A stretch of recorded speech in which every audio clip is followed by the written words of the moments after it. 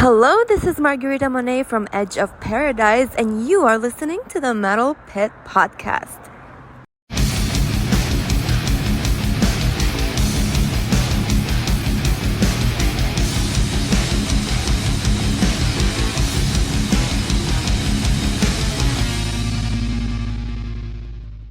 Welcome to the Metal Pit Podcast, where we delve deep into the albums and bands that shaped metal.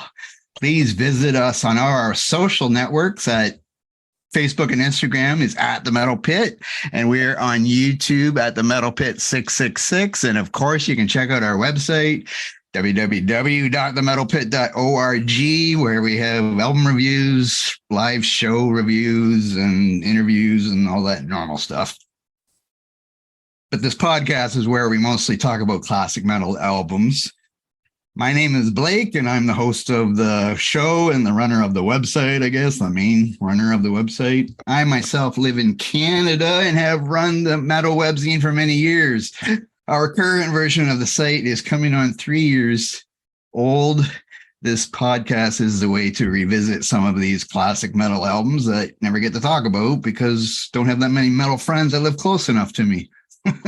Today, I'm joined by two of my American friends and writers for the website, Tom and Eric. How are you guys today? Blake, very good. How about yourself? Good. Eric, how are you doing? Hey there. I'm doing excellent, Blake. Looking forward to this podcast with you and Tom. Okay, we got Tom's in Milwaukee, Eric's in Virginia, I'm in Ontario, Canada. Not that it really matters where we are. So today we're going back to, this is our oldest album we've done so far, of course. So we're going back to 1970 and one of the pioneers of heavy metal music with, of course, Black Sabbath. And their second album is Paranoid, which is the one we're doing. And it's also their second album in that year since their debut album also came out in 1970. And since that did so well, they thought we better make another album. It's really different than what they do nowadays. When they take 5 years between albums. Let's see. Now I'm not bio for Black Sabbath. I mean, if you listen to heavy metal, you probably know who Black Sabbath is. And if I wanted to do an in-depth bio of Black Sabbath, it would take a few hours to go through all the singer changes and leaving and coming back and reunions and all that jazz. So we won't get into that. And we could also talk for about an hour about all the different drugs they probably use too. But anyway, I digress. So simply, this is Paranoid, the second album, like I said, with, if anybody doesn't know, Ozzy Osbourne on vocals, Tony Iommi on guitar, Geezer Butler on bass, and Bill Ward on drums, which I guess is your classic Black Sabbath lineup for the first, 7, 8 albums. I didn't really make a note of that. They were formed in 1968, and they have 19 studio albums to their credit. Now, this is kind of a debate. Tom doesn't like calling some of the Black Sabbath albums, and we'll maybe get to that later. So let's first start with Tom. When did you? You're a little bit older. I'm not going to mention Yeah. Unless you want to. I don't mind. I'm 60. I'm born in 63. So I believe my first recollection of Paranoid would be somewhere around when I was in 5th grade. So I would say somewhere 74-ish. That was a by chance encounter. I was at a friend's house and he had an older brother by a few years.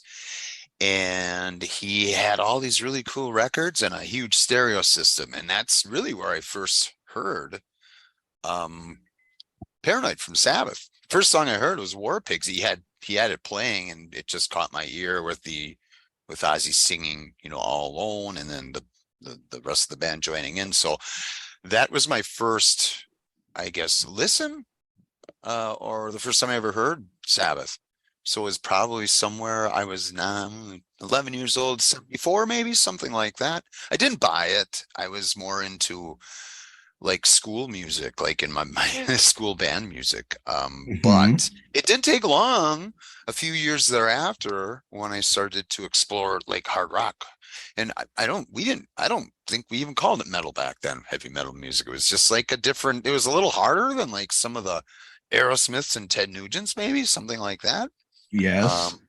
Yeah, so then it was a few years after that, but it was still in the 70s when I purchased Paranoid. And one thing that stands out to me about the album is I'm a drummer, so War Pigs was the very first song I ever drummed along to.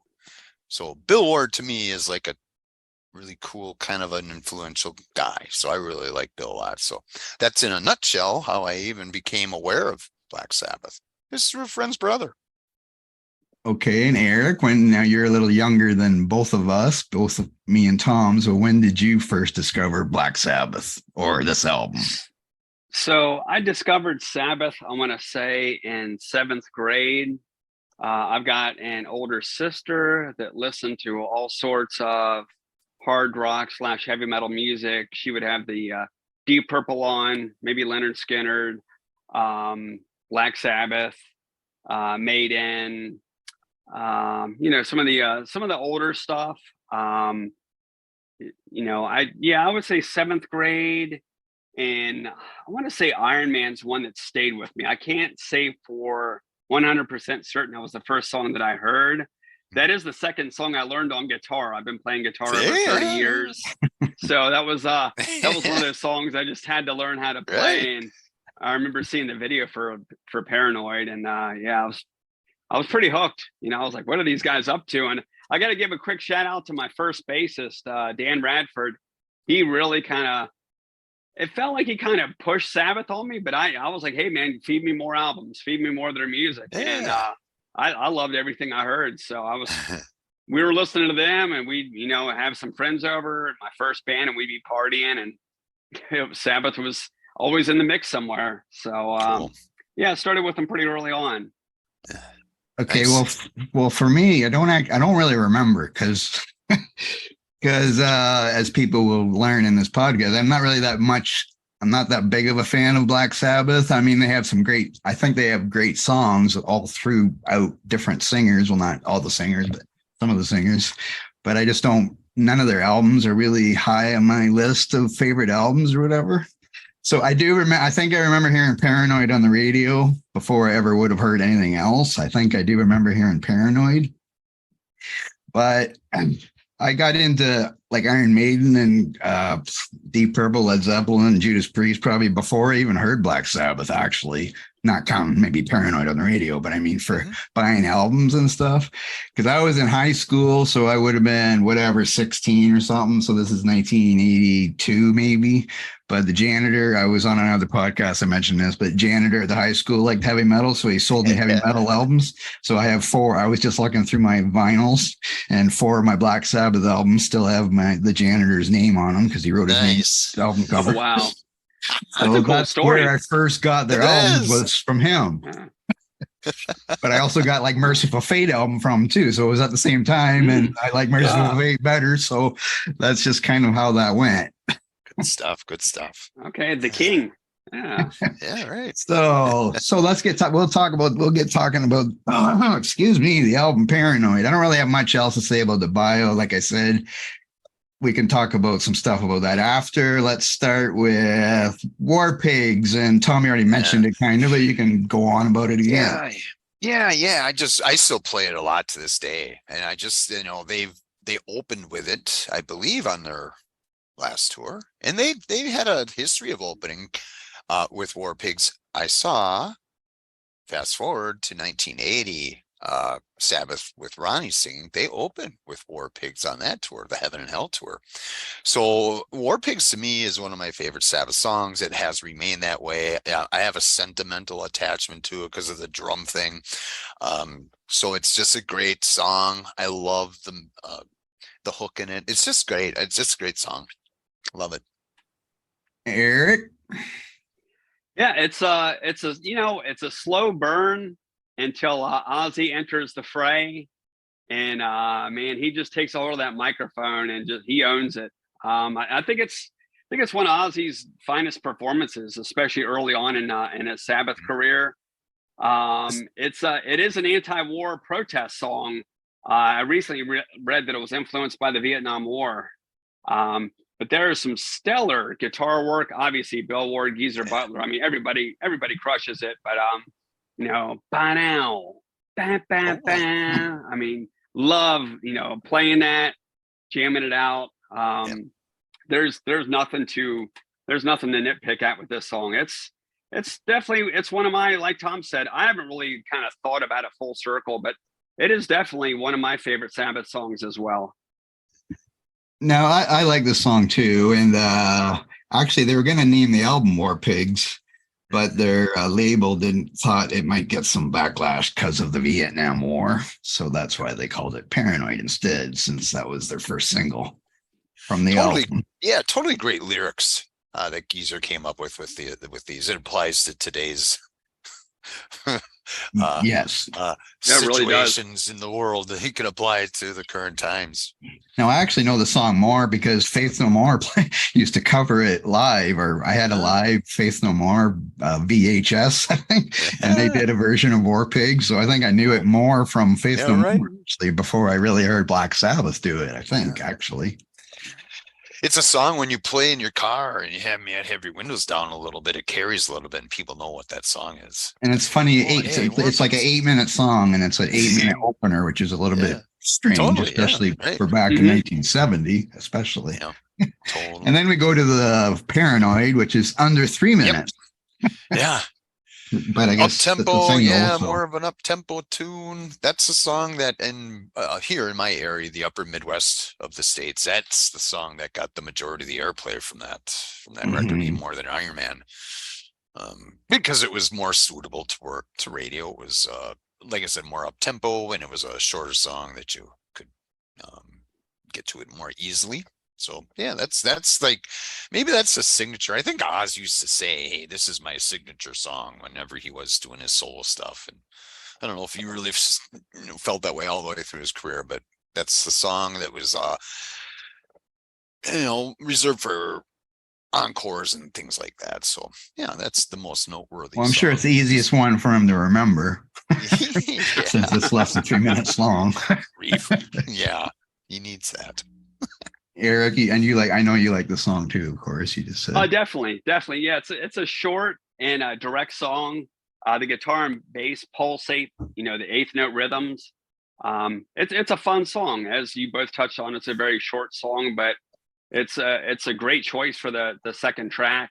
It's almost like the yang to War Pigs yin, if you will. Mm-hmm. Yep. Then we get to Planet Caravan. Yeah. And yeah. Eric, you go first on this song then.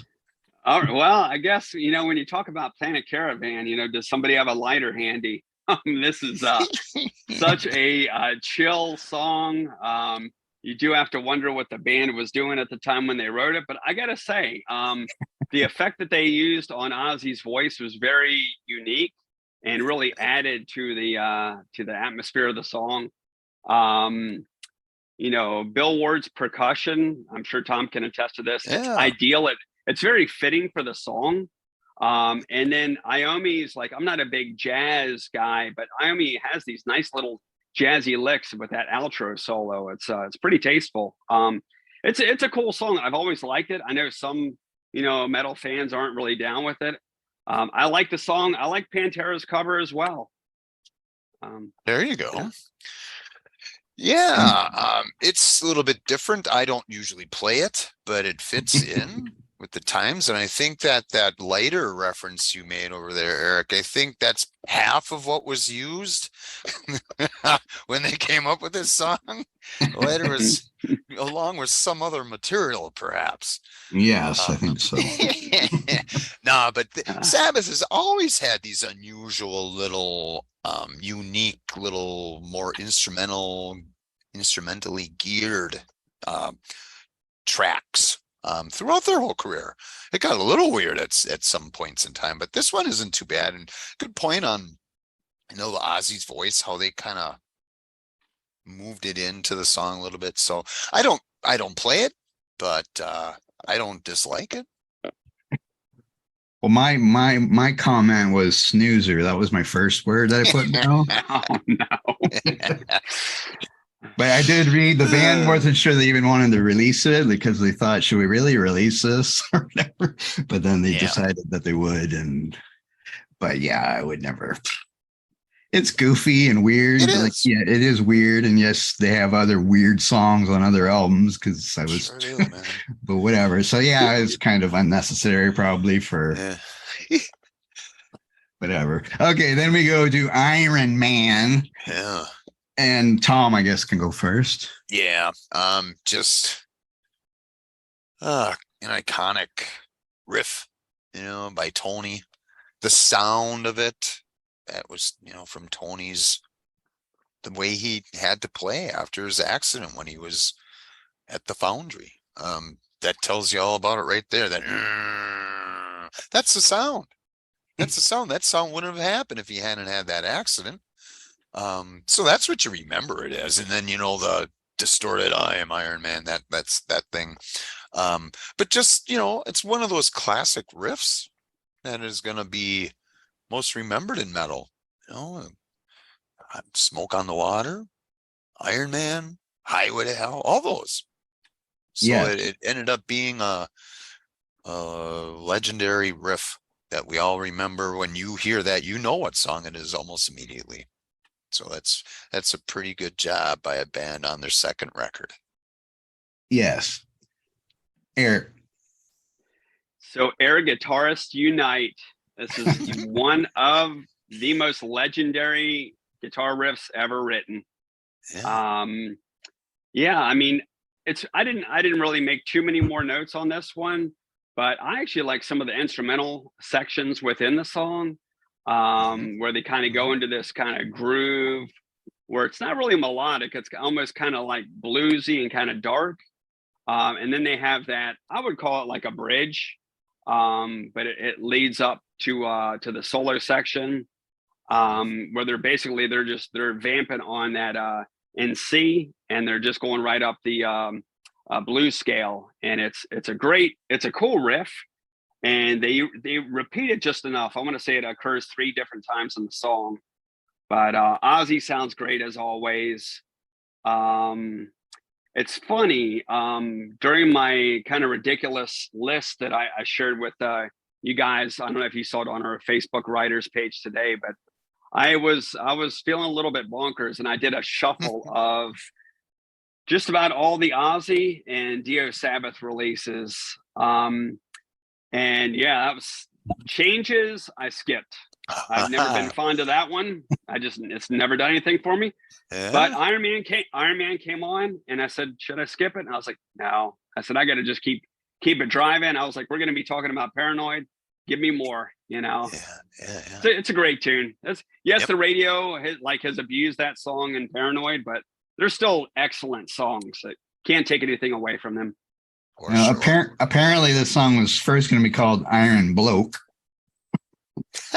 That's what I guess Ozzy heard Tony Iommi playing the riff, and he said that sounds like an iron bloke walking around. Yeah. But then when Geezer wrote the lyrics, he called it Iron Man instead. Wise choice. Interesting. Yeah. Good nugget, Blake. Yeah. Now would that have mattered? Would we be talking about that song if it was called Iron Bloke? I don't know. That first intro probably wouldn't really work well with that word, probably. Right. So, yeah. Anyway, now we go to, I guess that'd be the end of side 1, right? It wasn't in on one. Yeah. Then we go to Electric Funeral, which I think this song's been covered a lot by bands over the years. But what do you think, Eric? So this is actually one of my favorite songs on the album. I don't know why I wrote one sentence about it, but it's just that what an eerie guitar riff to open the song. Like he has the full gain on, and then he kicks on the wah-wah, which as a guitarist and as a listener, I'm kind of picky about, but it's just perfect use of the wah. It's creepy. And then Ozzy comes in with some of his earlier kind of doom metal kind of vocals. The middle section is unexpected. I remember the first time I heard it, I was like, is this a different song? But, they changed it to up tempo, and it has this kind of like bluesy vibe to it, but it works really well. And Ozzy's kind of wailing away. Iommi's doing some of those unison bends, and then boom, they bring it right back down after a nice solo section and kick right into that creepy riff again, and just close it out so strong, man. I love that song. Yeah, and I did see, like you had mentioned, Blake. Yeah, there are a lot of bands that had covered it. I didn't count them up, but I did see that actually earlier today. But what a great song, man! Just very powerful, pretty dark lyrically. Great song, though. Probably underrated. I don't know what you guys think. I feel like that's one that they don't play that one a whole lot live. Maybe they did way back in the day, but I think I've only seen them perform it one time, I want to say. When I think of this song, I think this is the most appropriately titled track on the album.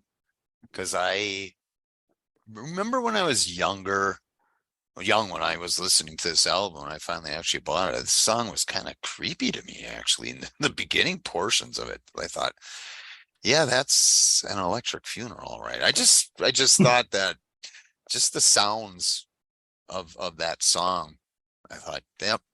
And I didn't really want to play it too much. I just didn't. I like the song, but I just thought, yeah, that sounds like what an Electric Funeral would be like. I think that it just fits. The title fits it so well, especially the beginning parts, the first half of that song. But it's not. When I put this album on, maybe a shorter attention span is what I have, but I like the beginning. I love all those sounds that they make. They're really cool. It's a good song. And then I'm not going to say much about it because you've already covered it. Then we got Hand of Doom. This song was conceived after the band had observed a growing number of U.S. soldiers arriving in England from the Vietnam War in the late 60s with severe drug addictions. So I guess Black Sabbath joined them. Yeah. Or at least Ozzy did. I'm not really sure about all that. So, but anyway, so the song kind of paints an unflattering picture of hard drug use. Yeah. And I think Geezer wrote the lyrics to all the songs, didn't he, back then? Yeah. I believe he did anyway. Mm-hmm. Oh, yeah. But the music for the song was credited to the entire band. So, Tom, what do you think of Hand of Doom? I like the title. But yeah, I do too. It's, no doubt. For me, it's a little bit of a boring song. There's a lot there. It's too long for my tastes. If there is such a thing, it's probably my least favorite track on the album. I never play it. I've heard it, of course, but there's just it didn't really appeal to my ears too much. As I hate to say that, but it's just kind of the way that it is. That's all right. Eric, what do you think then? 7 minutes, the song, actually. Yeah. So this is one of Geezer Butler's best bass lines in my book. While it is on the mellow side, at least the verses are pretty quiet and tempered. The chorus just crushes through with these power chords, and Ozzy ramps up the intensity as well. That's really what sold me on this song. I mean, the bass line, I love it. Bill Ward's got a nice vibe going there on the kit, like he always does. But then that chorus part just comes in, and you can almost feel like a little bit of pain that Ozzy's going through. It's almost like he's kind of channeling what some of these soldiers have gone through, and they've ended up getting hooked on drugs. And you hear that line, you push the needle in, it's like, wow, it's like it really hits you, it does. But I actually this is actually another excellent song in my book. I don't want to put any spoilers out there, but Paranoid is extremely consistent in my book as far as Black Sabbath goes. And then we get an instrumental called Rat Salad. I do have to say one thing here. I like the song titles better than I do the song. But anyway, but this is an instrumental. And I know about Tom, you mentioned Bill Ward's drumming, and that's very evident in this instrumental. It kind of reminds me of the Led Zeppelin Bonzo's Montreux thing, where the drummer is the main part of the song, really, the instrumental. So what do you think of Rat Salad? It's okay. I love Bill, of course. Bill will tell you, I'm a swing drummer. I'm a jazz drummer. That was his main influences. And this album has jazz and swing written all over it. It's Bill's style, actually, except he hit harder. And you can feel those grooves through this little quick instrumental portion of the album. But yeah, Bill's he's got a jazz feel to him, always did, even on the songs like War Pigs and Iron Man. He's got a jazz feel, and that is what I feel through this song. So it's another one of the songs that is decent, but I just go right into Fairies Wear Boots. Actually. So yeah, it's cool. I like that. I'm a big Bill Ward fan, so I can listen to it all day long. I still find it surprising that groups even back then did instrumentals, so it's kind of interesting. But Eric, what did you think? What did you think, Eric? Kind of to just add on to what you were saying there, Blake. It was a bit of a risk-taking endeavor. Of course, the first album has some instrumental sections too, but this entire song is an instrumental, and it's definitely, as Tom said. I don't want to echo what you guys are saying, but you all definitely are really spot on, where there's definitely this, jazz fusion-y vibe to it. I would even add some blues elements too. I thought about this not too long ago. Listening to some Hendrix back in the day, it feels like it's something that, I don't know, it's like almost kind of like a Hendrix kind of on steroids, and maybe a little bit of Zeppelin, just a slight pinch of Zeppelin influence. But it really displays Butler, Iommi, and Ward's capabilities on their instruments. And I really enjoy the song. It's another good tune. And the only thing is, my only kind of downer here is I'm just sad that I didn't get to lead this one, because I was going to say cue Tom for the drum solo. This whole album is filled with great drum fills, man. Oh my God, just is. Yes, I could see air drummers like in this album, and real drummers too. But I mean, it is. It's prominent. It was actually prominent. Like, I mentioned Led Zeppelin. Like, drumming seemed like it was more prominent back in the early days of bands, more so than it is now. Sometimes, even though it's still there, of course, but it just seemed like it kind of led some songs off. Sometimes. Yeah. Then we get to the last track, which, well, we know it as Fairies Wear Boots, but also on the original album, it was called Jack the Stripper / Fairies Wear Boots. I don't really understand what that's about. But I will say, this is actually my favorite song on the album, evidently, probably because of the weird lyrics and how it's Ozzy's going off. Now, actually, in the 2010 documentary of the classic album series, and they did Black Sabbath Paranoid, Geezer stated that Ozzy wrote the lyrics to this song, or at least some of the lyrics, after a group of skinheads in London called him a fairy because of his long hair. Oh, man. But Butler also said that Ozzy kind of goes off on tangents when he writes lyrics, which is probably why he doesn't write that many lyrics, or back then he didn't write that many lyrics. And he went on about LSD, and that's what Ozzy said the song was about, was LSD. So Eric, what do you think of Fairies Wear Boots?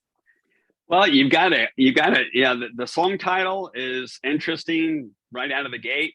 And then you have that pretty cool Iommi using some really cool delay effects. Yeah. The rest of the band kind of comes in, and the song showcases Iommi's guitar talents. But how about that shuffle by Sabbath? They just really pick up that tempo, man. That's a really cool, kind of clever way to bring in the vibe of the song. That verse. Yeah. But yeah, it's a really good tune, and I like the song. I probably like the song equally as much as you guys. I always seem to kind of gravitate towards some of the more, I guess, unheralded songs. So like your Electric Funeral and your kind of Hand of Doom, like those two, I could listen to a lot. But Fairies Wear Boots is a nice closer, man. I definitely dig that one. And Tom? Yeah, second favorite song on the album, next to War Pigs, are similar in a way with the drums and the drum fills, and so that's good by me. I just love Bill Ward, and he just that shuffle that Eric was talking about. That is so awesome too. I really love that. Brings it up almost like an up tempo feel to it in a manner. And it's just a great way to end the album. It makes the album kind of like flow better, I think. If you have a high point to begin with, a high point in the middle, and a high point at the end, which is more conducive to listening to the entire album.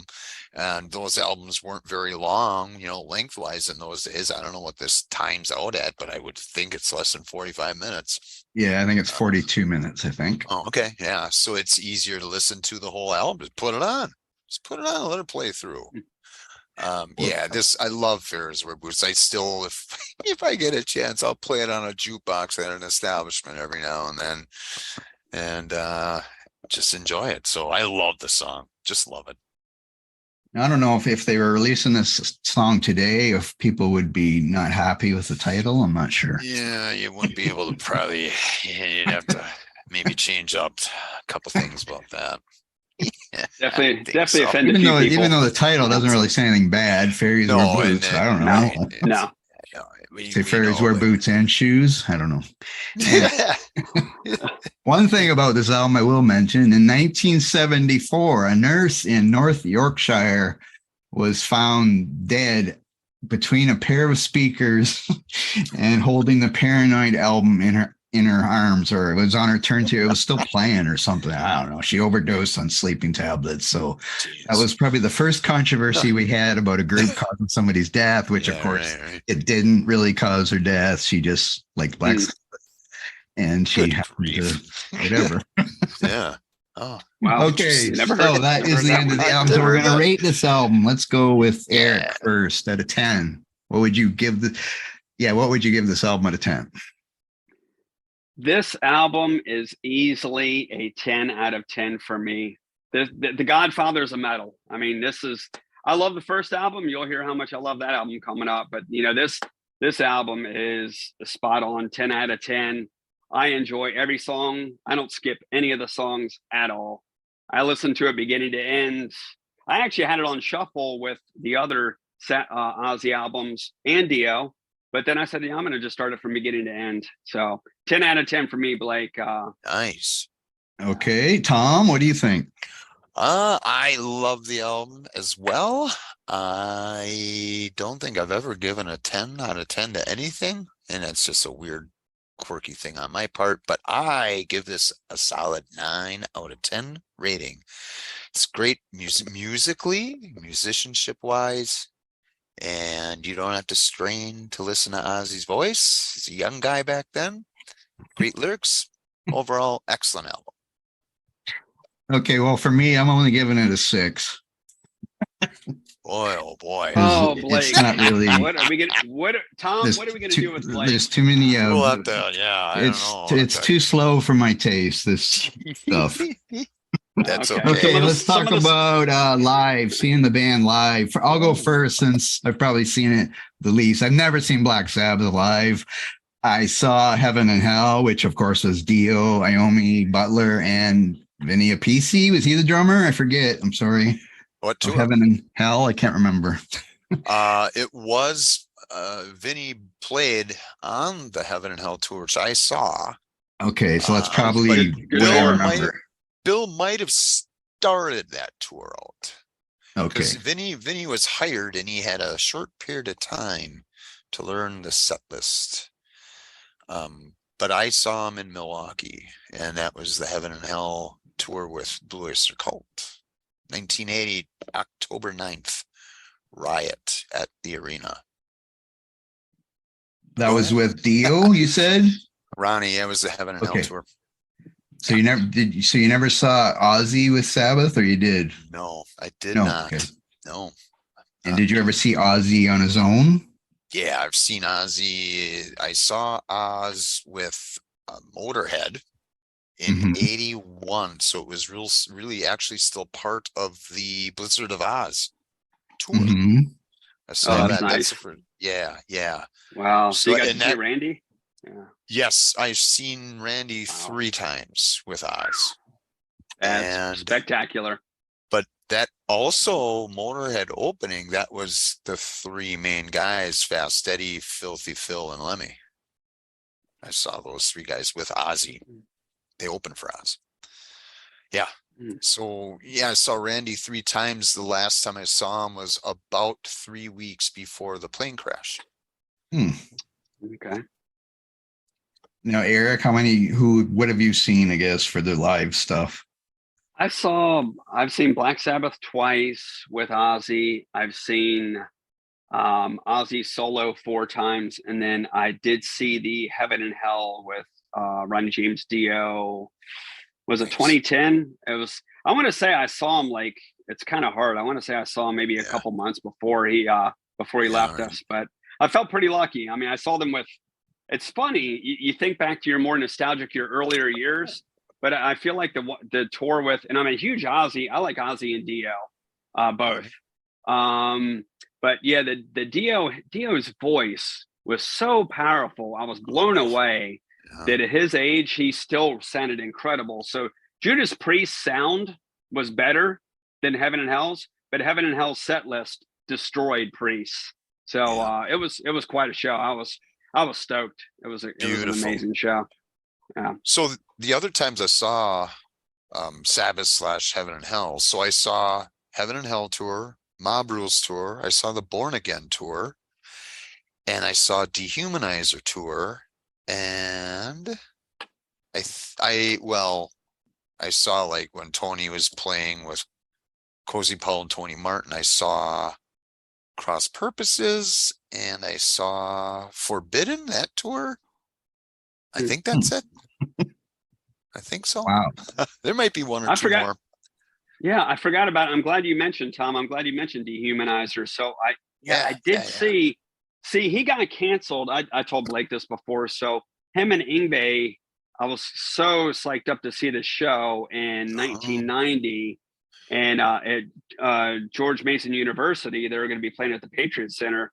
Well, apparently they didn't sell enough tickets. So we're in the parking lot, and one other car drives up to us, and they're like, "Hey, you didn't hear? They canceled the concert." So I was pretty shocked. But since you mentioned Dehumanizer, I did catch that tour. So I guess I've seen him one Sabbath one extra time, then 3 times. Yeah, that was 92. And Ozzy's 92, Yeah, and Ozzy's been great every time I've seen him. I mean, he doesn't speak, he hasn't been able to speak that clearly over the years, but he somehow is able to belt it out, and he sounds good. He looks silly up there, but he's still getting people clapping their hands together. Fun times. Okay, now I know Tom has to leave early, but we still got, I guess you still got about 10 minutes that you can stay with us. Yeah. Now, do you want to discuss this thing about some of the Sabbath albums you don't consider Sabbath albums because Tony Iommi's probably the only guy that's on them? Yeah, and I know I know I'm alone almost completely on this, but for instance, 7 Star, Eternal Idol, Tear, Forbidden. I personally do not consider those Black Sabbath albums. I consider those more Tony Iommi solo projects. I did not say Cross Purposes, if you'll notice. Geezer played on that album. It's just to me, if you got 2 out of 4 guys, I believe you can call yourself that band. If you have 1, no, you got just 1 guy from a band. That doesn't mean you're that band, even though you are a huge part of it. Headless Cross, no. Tony is the only Black Sabbath member that played on that album. I love that album. I love Cozy Powell, but I don't consider that Sabbath albums. And everybody tells me, well, it's right on the front of the album cover. I know it is, but that's a record contract thing. And you can tell me a million times I'm not going to consider those Black Sabbath albums. Born Again, I do. It was Bill, it was Geezer, it was Tony. That's 3/4 of the band. Yeah, it's a Sabbath album. Now, I was reading. Oh, sorry. Go ahead. No, that's okay. No, just basically it. If you got Tony and Geezer together, that's a big part of the sound of Sabbath. Yes. So I consider those Sabbath. So I know I'm kind of out on an island on that, but it's just I just don't. I won't. Well, I was reading through. I couldn't read about everything because there's too many, as I said before, about singers coming and going. But there's a few moments where they didn't want to call it Black Sabbath, like the Tony didn't want to call it Black Sabbath. Yeah. The Ian Gillan one, even he didn't want to call it Black Sabbath, but the record label made them call it Black Sabbath. For sure. And even some of the ones with Tony Martin, I don't remember which ones or if it was all of them, but he didn't want to call it Black Sabbath, but the label made him call it Black Sabbath. And if you recall, I think it was maybe around 7 Star, it said Black Sabbath featuring Tony Iommi, I believe. Yeah, you're maybe right. Earlier, I remember reading that. Good point. I think that was on some of the first pressings of those, either 7 Star. I think it was 7 Star. In fact, I'm almost certain of it because I had a cassette and I think it did say Black Sabbath featuring Tony Iommi. I'm 98% behind you, Tom. Thank you. That's the most I've ever heard before. It's goofy, but it's just me. It's just how I look at it. That's all. Well, yeah, they had I know why the label wanted them to keep the name because people will buy it because it's called Black Sabbath instead of calling it. Makes sense. Whatever. It does. We comprehend the marketing aspect of it, but let's get real. We all know that is not Black Sabbath. It isn't. So there.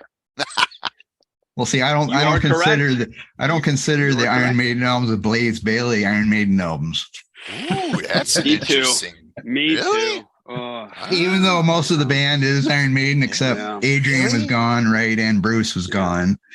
That's I'm not getting in a debate about whether. No, right. But I'm just saying that I never listened to them anyway. But whatever, it's just. But we could go on about that on other bands too. Maybe we will someday. That could be a podcast unto itself. Right on. And I didn't bother because sometimes I've checked out set list of the website for how many times songs have been played live. But since Ozzy went out on his own, Dio set some albums, Ian Gillan, I wasn't going to try to bother trying to figure out how many times they played these songs live because there's so many different versions of people that were in the band. Oh, did you know that Michael Bolton tried out for Black Sabbath? Oh my gosh. I did not know that. Is that an old wives' tale or is that actual truth? Tony Iommi, this is for the Born Again album that they auditioned. David Coverdale auditioned and Michael Bolton auditioned. But they picked Ian Gillan to do that album. And didn't they seal the deal in some pub in England and they got they went out. Happy? Yeah, they went out drinking and that was I think they did. Next thing you knew, I was in the band. Well, I'm sure Ian Gillan can drink. He's a big guy. And that's what the song Trash is all about. Actually, him at the recording studio in that area.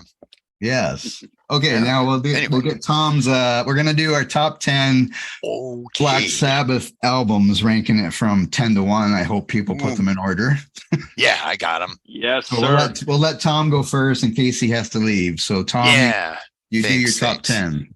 And before I do leave, it's been great hanging with you guys here. It's always a pleasure to talk to you. So thank you very much. And thank you for joining us. Yeah, cool. So, okay, should I go all the way up the list, Blake? Sure. Yeah. Start at number 10. You can. You don't have to talk a lot about each one. You can make some comments if you want. But okay, so you're going to see a trend here, and my trend is going to be more of the Dio stuff is the higher up on my list because Ronnie is like, my God. 10, I got Sabotage. I really like that album. There's some really good stuff on there. And as far as some of the older Sabbath, towards the tail end of that first portion of Sabbath, I think that's the best one between the technical ecstasy and the Never Say Dies and Sabbath Bloody Sabbath. Sabbath Bloody Sabbath is good, but Sabotage would be number 10 on my book. Number 9, I'm going to put The Devil You Know, the last one with the Heaven and Hell kind of lineup. Oh, okay. Yeah. 8. Yeah, I was going to mention that to Blake. Yeah, I was going to mention that if that was considered, if that was. I didn't even think about that. Since it doesn't have the Sabbath name, I wasn't sure, so I left it off. But I'm glad you brought it up, Tom. Go ahead. Yeah, I am including the Heaven and Hell / Ronnie era, because it is still the same band that recorded, Mob Rules. Yeah. 8, Master of Reality. That's a great album. I really like a lot of stuff on that album. It's heavy, really heavy, thick chords. Those songs written in those minor keys, just really just memorable, really cool stuff. And here's one that is gonna, I did use this because it still applies to my Sabbath or Sabbath not rule.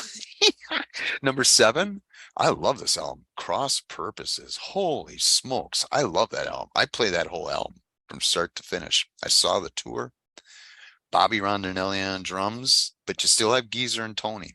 It's still those guys in unison, that you can still feel that old groove going on between the two of them. Number 6, the album that started everything, Black Sabbath, self-titled. I had that way down at number 6. I think everybody that's in the metal should have that album. If not, just to have it, just to own it. Yes. 5 is our album of the show. That's Paranoid for me. And now we get into the more Ronnie stuff and so on. 4, Born Again. That album is heavy. That's a great album. It's a horrible production job on it. My understanding, though, is they are going to come up with a remix of that one, just like they did with Live Evil. I don't think it's going to be by the same guy, but boy, if they can do some of the magic with that album is awesome. 3 is Dehumanizer. That is just a raw sounding heavy metal record. I love it. Plus, I love the tour. And I was so happy that Ronnie came back to the guys. They all got back together. 2, Mob Rules. It's just an excellent album. Great tour, great sound. Martin Birch producing. And Heaven and Hell is my number 1. It's not only my favorite Sabbath album, it's my favorite album in the history of recorded music. So it's an album that reintroduced very, very many to Black Sabbath. It's an album that introduced very many to Black Sabbath, both ways. For me, it reintroduced me. I knew who Ronnie was at the time, but that album is my favorite piece of recorded music of anything. So that is my top 10. That's good. Cool, man. Now, do you have to leave, or are you sticking around? Yeah, I'm gonna have to depart. Okay. Well, you're gonna have to listen to the podcast and to hear our top 10. Just here's a little promo. Now, thanks a lot, you guys. I'm gonna catch the promo. I'm gonna catch the podcast later. And please, everybody out there, tell your friends, check us out, get on to the podcast, because I'm gonna have to listen to it. So if I'm gonna listen to it, why don't you all join me? Okay, thank you, Tom. All right, you guys, have Take it easy, yourself Tom. a It's been wonderful fun, rest man. of the day. Thanks so much. Hope to talk with you guys soon. Okay, bye, Tom. All right. Okay, Take bye-bye. it easy, Tom. Okay, now Eric, I'll do my top go ahead? 10 first, I Sounds guess, since we might as well end that on a positive note. Not that my list is negative or nothing like that, of course, but I was actually surprised to hear Born Again was Tom's 4th, so that makes me feel a little better about where I'm going to have them. So now it's a little like I said, I'm not a big Sabbath fan. Like I said earlier about, I really like some songs like, Symptom of the Universe, so heavy. Carries Wear Boots, whatever. Song. There's Heaven and Hell, Mob Rules, Neon Nights, things like that. But I just never really loved full albums that much. There's always songs that I didn't like the couple on this album that I didn't really like or whatever. So that's my problem. Now I tried to, and it's been 30 years probably since I listened to Paranoid fully. Like I would listen to Fairies Wear Boots and probably Iron Man once in a while, but I never listened to the whole album. And I went back to listen to the other albums like Never Say Die and Master of Reality. And it's been so many years since I listened to them. So it's, my top 10 list is kind of like, well, I like this song. I'll just put this album because I like more songs on this one than I did on that one or whatever. So here we go. Number 10, I got Never Say Die. Oh, actually, I forgot I didn't think about the Heaven and Hell thing that Tom did. So I probably wouldn't have Never Say Die on here. I'd probably have one of the Heaven and Hell albums, but I didn't. I was just doing Black Sabbath. So anyway, I'm doing Never Say Die is number 10. Number 9, I got Dehumanizer. I didn't like it as much as like Tom really liked this one. I mean, he had a 3 because he had Dio 1, 2, 3. But I didn't like this as good as Heaven and Hell or the Mob Rules, so I got it down at number 9. Number 8, I have Sabotage. Number 7, I have this album, Paranoid. Number 6, I have Sabbath, Bloody Sabbath. Number 5, I have Master of Reality. Number 4, I have the debut album, Black Sabbath, which would have been, I guess, well, yeah, I said I got those albums all at the same time, but I'm sure I listened to the Black Sabbath one first. Number 3, I got, yes. And number 3, I got the Mob Rules.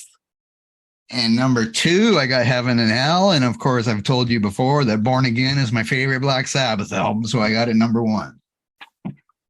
And it's probably not even on your list. So let's go, Eric. What's your top 10? You are correct, Blake. So yeah, it's interesting. I wanted to mention this, but Tom had to scoot. But maybe I need to give Tony Martin and Ian Gillan, maybe I need to give those guys a little bit more of a chance. So yeah, I don't have any of their albums on my top 10. The Devil You Know, I didn't consider it since we were talking strictly Sabbath. That can be a runner-up. I do actually like it. You know what? I do actually like it a little bit more than 13, but my list is number 10 is 13.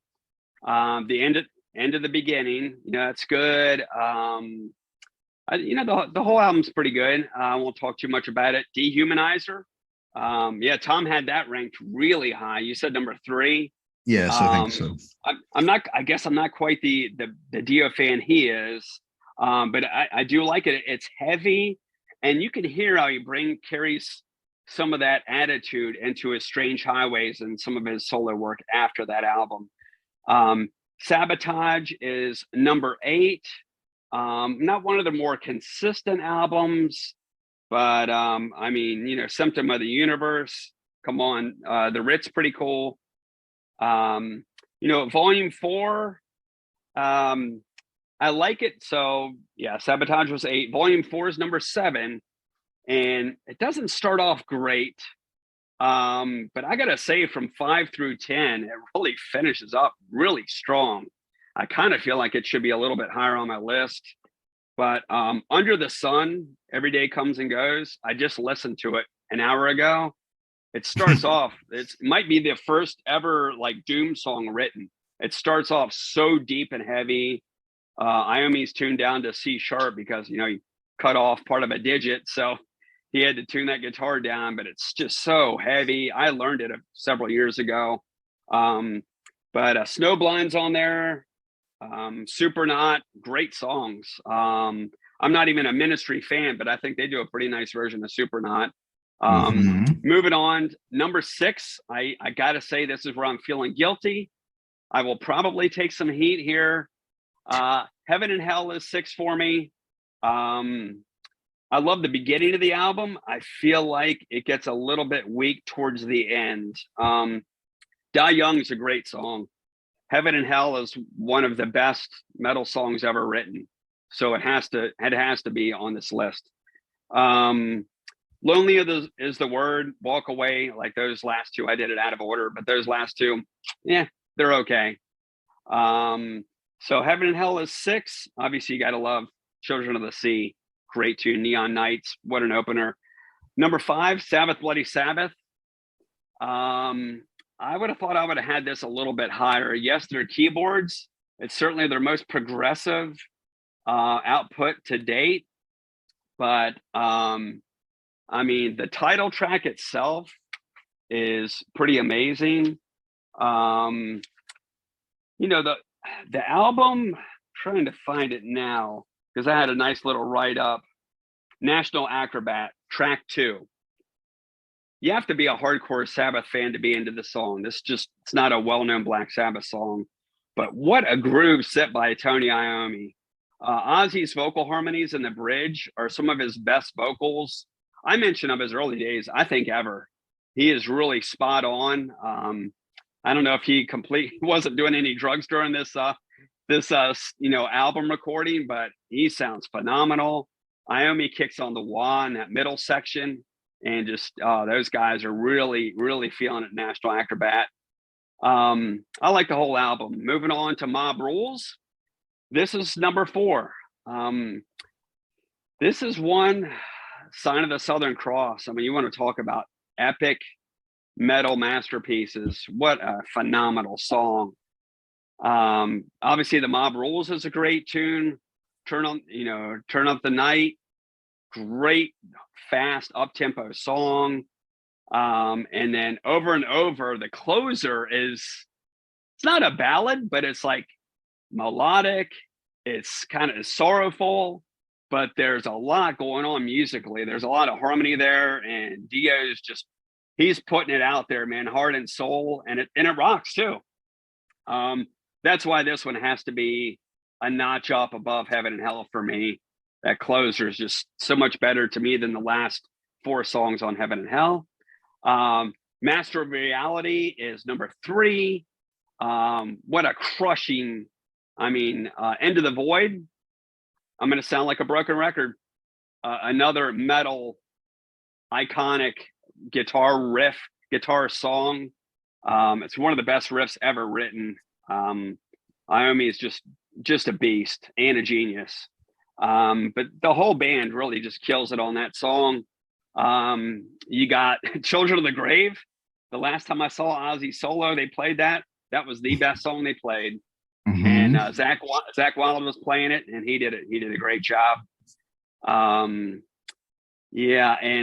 2, I got Black Sabbath. I would not consider myself a huge blues fan, but this album is filled with blues influences all over the place, and it fits. The guys pull it off. You heard Tom about Ward's drumming, and you hear that the jazz, the kind of eclectic vibe that he brings. Geezer doing his thing. He's got some blistering fills. You don't always hear him. Sometimes you have to put the earbuds in, and I did. You can pick up on some things, and obviously, the recording techniques back in 1970 aren't certainly, where they are these days, and the equipment as well. But Ozzy sounds great. You start out with that super dark Black Sabbath with that tritone. The rain's pouring down with the bell. I love it, man. And it closes with, like I said, I like a lot of these kind of under the radar tunes, but A Bit of Finger, Sleeping Village, and Warning. It's over 14 minutes long. You're never going to hear anything like that on the radio, but it starts off with these mellow minor arpeggios by Tony Iommi on the Clean channel, and picks up, and they rock it out with some power chords. They lay down this nice little groove, and it really jumps all over the place. They're definitely doing something during the recording of this album, but man, what a killer song.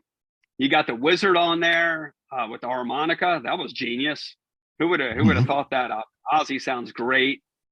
Awesome guitar riffs. I could honestly do a podcast on the album Black Sabbath, but then we have number 1. We got number 1, Paranoid. And at this point, Blank's like, "Oh, thank you, Eric. Okay." He's talked plenty about all this Ozzy and Dio, Sabbath, but yeah, it's definitely one of my passions. Next to Maiden, Sabbath is it for me. Even more than Metallica and Priest. Might stun a few listeners out there. But these guys really brought it and influenced generation after generation. And Paranoid, you heard it, one of the most consistent metal albums ever conceived. War Pigs is, wow, what a song, man. You got the crowd singing along with Ozzy during those breaks. We went through it track by track, but it's just Iron Man. One of the best riffs and one of the greatest hooks of all time on that one. And Electric Funeral, Fairies Wear Boots, just such a iconic album, man. It's great, influential, iconic. I could play this and The Number of the Beast. I could listen to them every day and not tire of them. That's how genius this album is. So that's my top 10. Okay. As I look here through the first like 11 albums, only one album didn't appear, and that is Technical Ecstasy on anybody's list. Have you ever listened to Technical Ecstasy lately? Lately, the answer is no. I was looking over the track listing of that and Never Say Die, and I have a hard time getting into those two albums. And I it's a know the weird album band. cover. Yeah, the band. I want to say it was Sabotage. Maybe Tom can correct me. That should be the last album Ozzy did with the original, the original Black Sabbath. That should be the eighth and last. I know the band. There was a lot of infighting on that album. You can hear it a little bit on the album. Dirty Women is a good song. I was just not a huge fan of either of those albums, though, to answer your question, Blake. Yeah. And I didn't really like Tom had Cross Purposes, I think it was. No, was it Headless Cross or I forget. So we just did it, but Cross Purposes or Headless Cross. I think it was Headless Cross on his list, but I never really listened to them much either. But like I said before, I didn't really listen. Like I listened to Deep Purple and Led Zeppelin, AC/DC, whatever stuff more than I listened to Black Sabbath, if you want to count those bands as like pioneers or whatever. So that's why makes sense. It's not as passionate to me as it is to you or to Tom, like it was, because I had a bunch of other stuff listened to at the same time. But I do know how important, of course, Black Sabbath is, and that debut album is everybody's, well, not everybody's, but most people's first heavy metal album, or that was the first heavy metal album or whatever. So I do know how important it is and how influenced they were by everybody, or how they influenced so many bands, and so many styles. But yeah, it's just not my thing, but I can't like everything. It would be boring if, a podcast of 2 or 3 people all agreed on the same songs on the same albums. It'd be a snooze fest. Well, this is like the first. I think this is the first podcast we really did where we had a really difference of opinion. So that's good. Definitely, I agree. I concur, man. It's definitely good to have some varied opinions. And if anything, real quick, I legitimately do plan on checking out some Gillan material with Sabbath a little bit more. I've heard Born Again, but I just I can't tell you the last time I heard the whole album. And the Tony Martin stuff, I'll have to check out. Just give it a legitimate. I'll just have to give it an honest listen beginning to end. Well, the thing for me is that I love Born Again, but of course I already, as I said, listened to Deep Purple a lot before Ian Gillan was in Black Sabbath. If I didn't know who Ian Gillan was, I might not even have given it a listen. But since I went, Ian Gillan's going to be in Black Sabbath. So of course I listened to it and I love his voice and his scream the production isn't the greatest on it, but there's still songs like Trashed and Zero the Hero that I love. But I know reading about it, there's other critics that didn't like it and stuff, but it still did pretty good. But of course, just like every Metallica album does good now too, anyway, just because it has the name Metallica on it. So if it had the name Black Sabbath on it, it did somewhat good, no matter what. But was there anything else did you want to add anything else about Black? We've already covered a lot here, but yeah, I think the only 2 things I was going to cover is one thing. I'll start off with, I don't know if I would call it a negative, and then I'll finish with a positive. But for me, as I told you in that text message, it's really hard for me to compare like the Ozzy and the Dio Sabbath. I've listened to more of the Ozzy Sabbath over the years, just listened to it more. But Dio's voice is just sensational. I mean, what an absolute performer, man. And I love Ozzy. I'm wearing the T-shirt right now. Not that you guys see us on YouTube; it's a podcast. But it's really hard for me. It was a little painful for me to do the 10 albums. I think I would have probably been better off staying with the top 10 songs, as you had mentioned before. But that was a little hard for me. Yes. But I definitely like. You heard how much passion I have behind Sabbath. So the only other thing I was going to add is honestly the one thing I do appreciate, and I think a lot of hard rock heavy metal fans appreciate that really listen to the music that like Tom, you, myself, other writers, on the Metal Pit, appreciate and we really admire is these artists, Ozzy and Dio, went on to have successful solo careers. And I'm a huge fan of. You heard me perk up when I found out, Randy Rhoads. Tom got to see Rhoads at Blizzard of Oz. I mean, you want to talk about a landmark album. Love those early Ozzy albums. Dio, we did the podcast for Last in Line. I mean, that's a gem of an album. And I mean, Holy Diver, I like even more. But yeah, it's great that Sabbath spawned these, yes, they had other vocalists, but it spawned these two truly gifted vocalists and creative visionaries to have these highly successful solo careers. Definitely thankful there. If you count, like, Ian Gillan is only on one album, but they had three of the best metal singers of all time, or three of the most well-known metal singers of all time in one band. Mm-hmm. Yeah. With those three guys. And no then doubt, especially, yeah. Mm-hmm. But it's that's about it. You see, like, a lot of, like, they've got a lot of good reviews, like, by different websites, whatever, like Rolling Stone Album Guide, and but it doesn't really tell you when they reviewed it exactly. Like, if these reviews were done in 1970 or if these reviews were done like a few years ago when they're making, because I see it's in a bunch of lists, like top 100 albums of all time or Rolling Stone's top whatever, but those are all done recently, so it doesn't really say that. But I know it's, like I say, we already said it's an important album, just like the debut was an important one. And it's just funny that they both came out the same year. So just kind of weird. It really is. Yeah. Yes. Okay. Well, I think that's about it. Yes. I think we covered everything.